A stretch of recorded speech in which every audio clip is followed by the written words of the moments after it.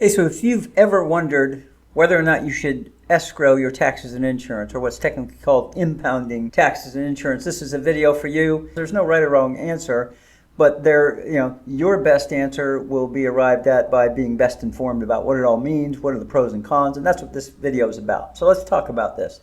Escrowing taxes and insurance, or impounding, as it's sometimes referred to, is basically the process where the lender collects on a monthly basis 1/12 of the estimated annual real estate taxes and homeowners insurance, so that they can make those payments for you as those payments come due. County taxes in our state are due twice a month, in April and October. Insurance is always due at the anniversary date of your purchase, at least in the initial period. Of course, if you make changes, change companies, that can restart that time frame. But generally, they're going to be due at the anniversary date of your purchase. And the whole purpose of this account is so that you're funding every month enough so that when those payments come due, you'll have the money in the account. The lender, in this case, has this in your escrow account. Now, several things to be aware of. The basic framework that most people fall into in making the decision about whether to do this or not. There's convenience, or a budgeting convenience. A lot of people they're not disciplined enough, or it's just comfortable for them to do so. I just want to pay the same amount every month, and I don't want to have that big real estate tax bill hit me once or twice a year, or that big insurance renewal. I'd rather have all my housing costs just on a monthly basis. I make that same payment. And then once a year, in this account, your lender will audit this once a year. So they'll do a look back and they'll say, okay, we've been collecting this every month, and this has resulted in a balance of X, over the course of the year, and look, your taxes change or your insurance change, and so we'll need to adjust this. So they'll adjust that every year, but you're making the same monthly payment every month, and that's convenient. For a lot of people, that's convenient.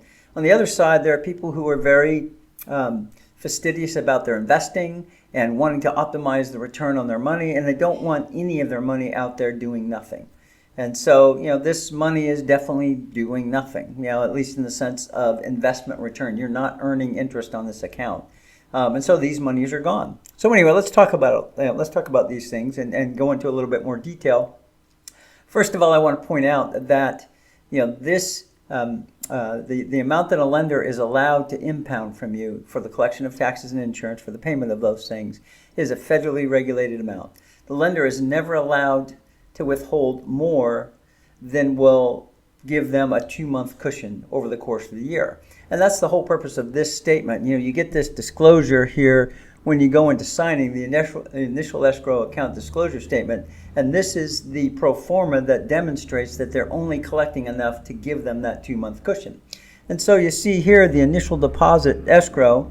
This is what, and you can pull this off your settlement statement. This will be kind of how much they collected up front to give to the lender, not the prepayment that you pay to your insurance company, because you always pay your homeowner's insurance a full year in advance, not any tax payments that had to go to the county at closing because the due date was coming or something like this. This is just the amounts that the lender is collecting in escrow to kind of seed that escrow account at the very beginning.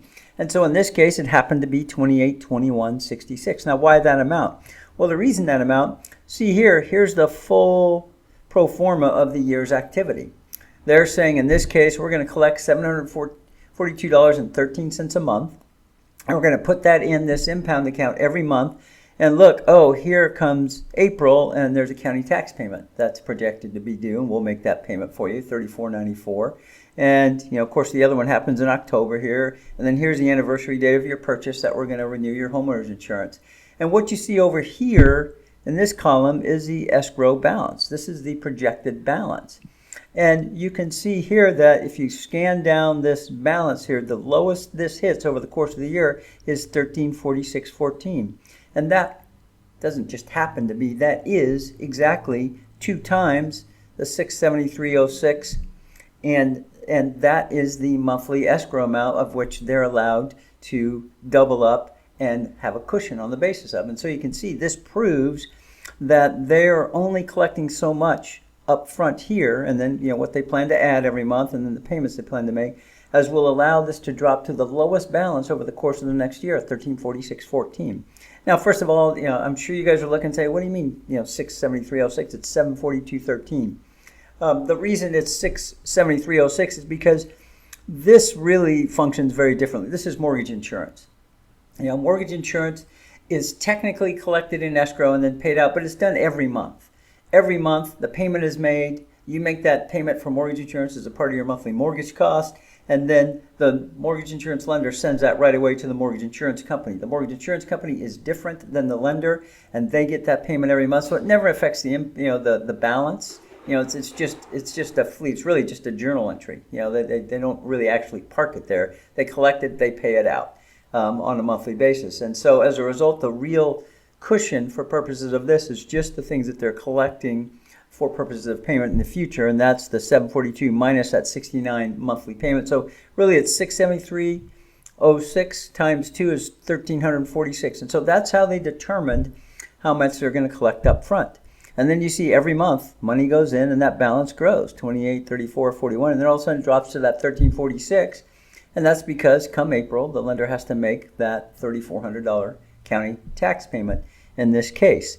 And so anyway, that's what determines what the initial balance is, and then you can see what the balance is over the course of the year. Now, people like to, like for me, for example, my personal preference is I just like to pay taxes and insurance as a part of my monthly payment. Now, I'm a little bit on the fence, and I'll explain that why later, but it's not because of investment purposes. I'm just not that fastidious with my investments, and that's probably not the best word, because I think people are just more sophisticated, more careful about their money, and they take better care of it than I do, frankly, in that kind of situation. But for lack of a better term, people are more fastidious about their investments. I'm not that fastidious about that. I'm going to look at this and say, okay, I'm not too concerned about the money, but what is that money?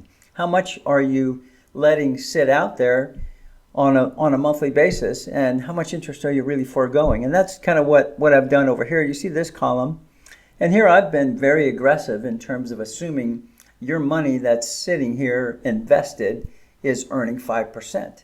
Now, this isn't the kind of money that you can go out and play the stock market with. You can't invest in cryptocurrency or Bitcoin or whatever. You can't put this in volatile money, because these monies that you would otherwise pay to the lender so that you could have to pay your taxes and insurance are for the payment of your taxes, and you have to save that.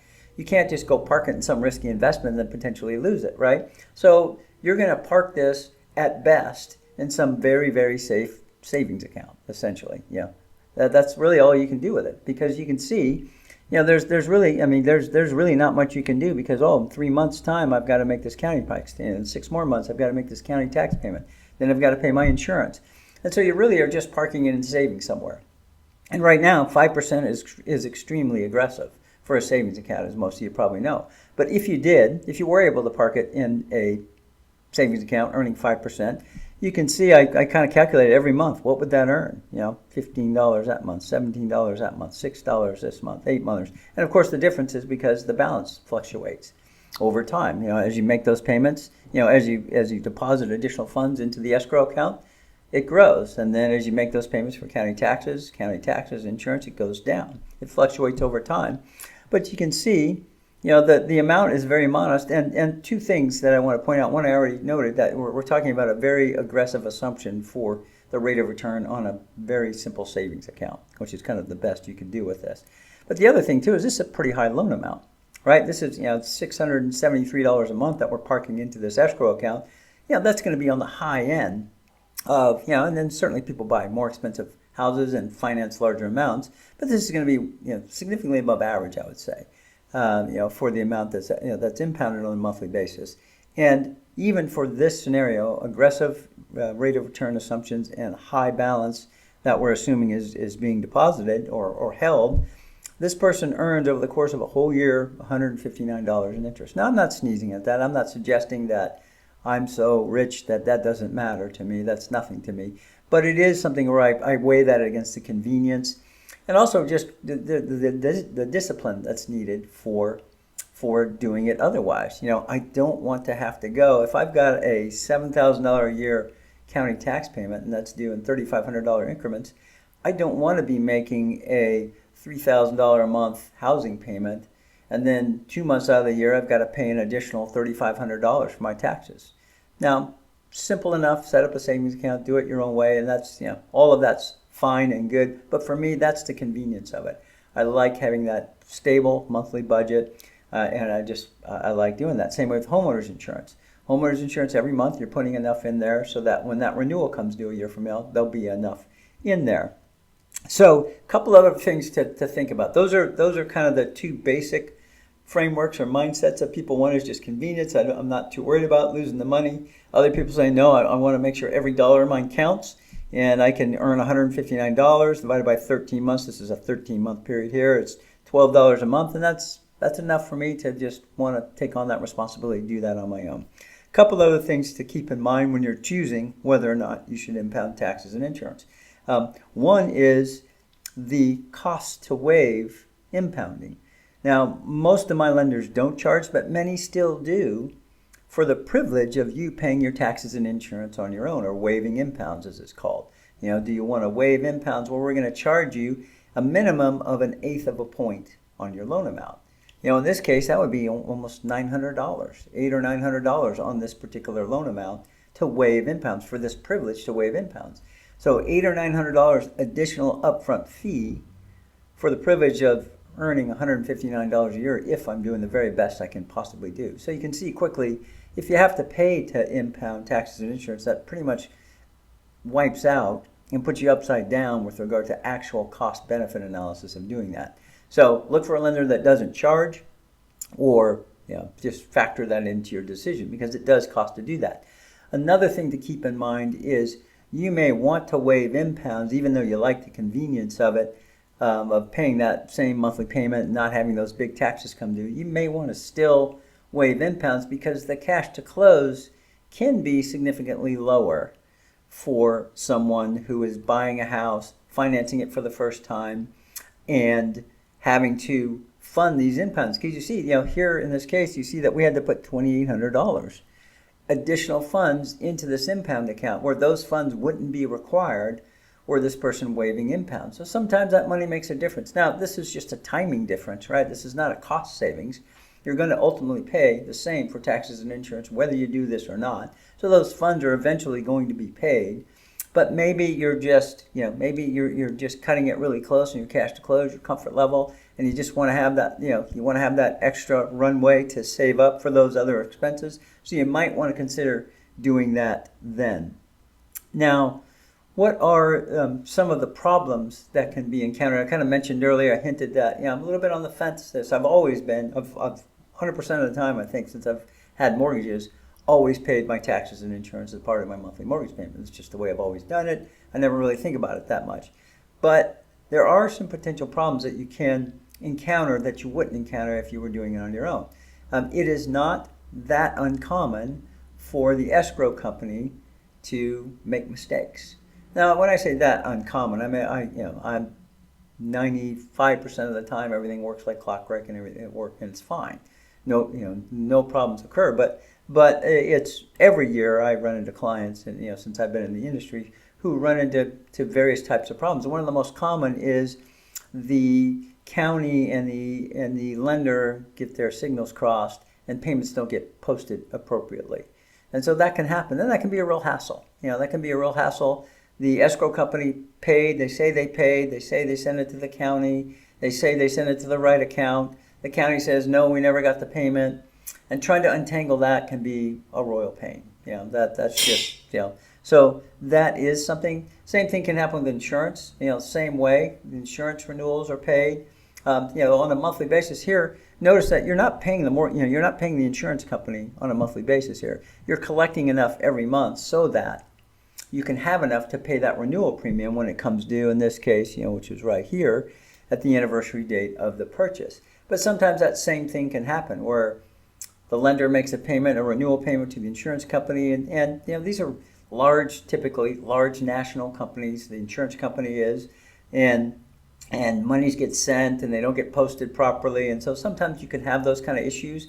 Those are less frequently encountered when you're paying that on your own, paying that directly, and that is something I've thought about. Is maybe I'd rather kind of avoid the potential for those issues.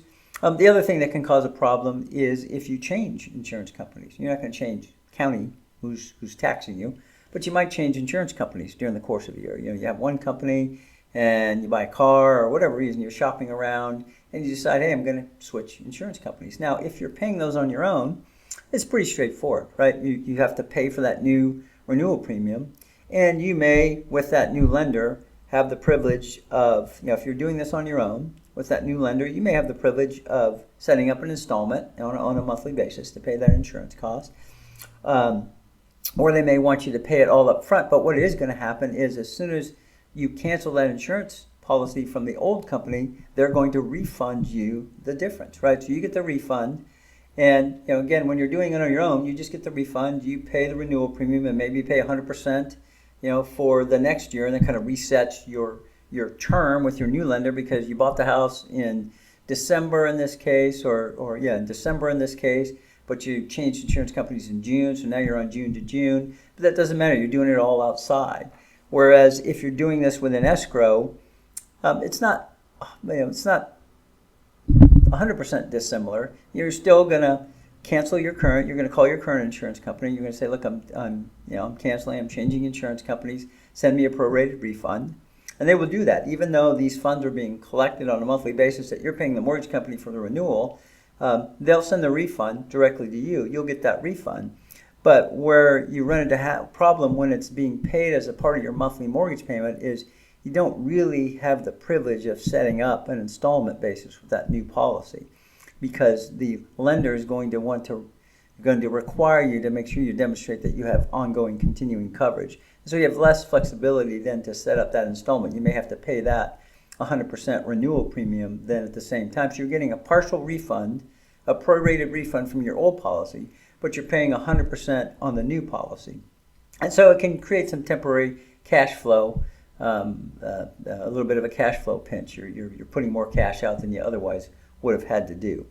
And so that's really kind of the main issues that I see, the things that you need to think about.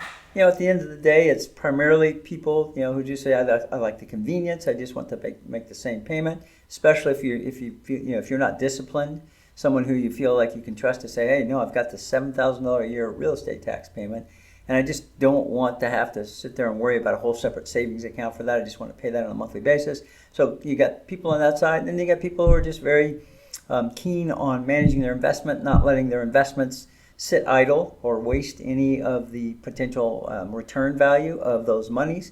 And so those are the kind of different camps that you see people fall in, and hopefully this information will help you decide which camp you want to be in.